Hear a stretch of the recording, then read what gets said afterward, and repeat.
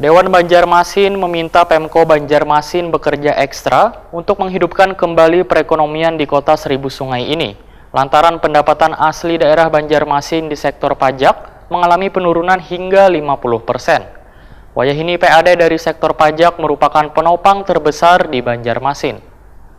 Tadi dari situ secara umum,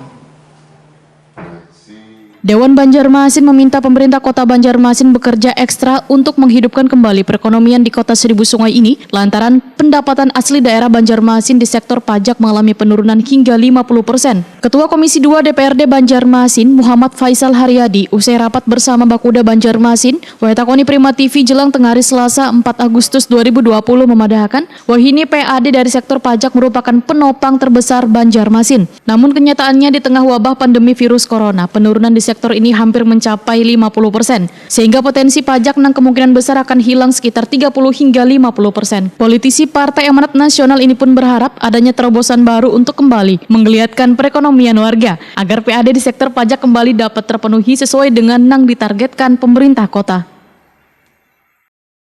Sekitar 200-an juta piutang pajak korame yang diinformasikan oleh Dinas Keuangan tadi bahwa ini menjadi warisan lah, karena memang ini terdata dari piutang 2010 lah, tercatat di 2018. Nah ini kan kami berharap juga pemerintah bisa lebih mengupayakan untuk penagihan pajak-pajak yang tertunggak dari 17 objek pajak lah, yang dinyatakan menunggak ini.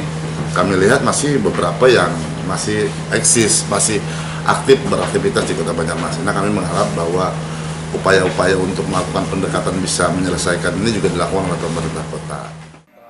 Menurut data dari Bakuda, ujar Muhammad Faisal Haryadi, untuk tahun 2020 pemerintah Kota Banjarmasin telah menurunkan target PAD sebesar 35%. Dari targetnya sebesar 367 miliar rupiah menjadi 250 miliar rupiah. Sudah terrealisasi sebesar 50% di triwulan kedua. Tercapainya realisasi ini lantaran mulai beroperasinya beberapa restoran, rumah makan, perhotelan, termasuk pusat perbelanjaan.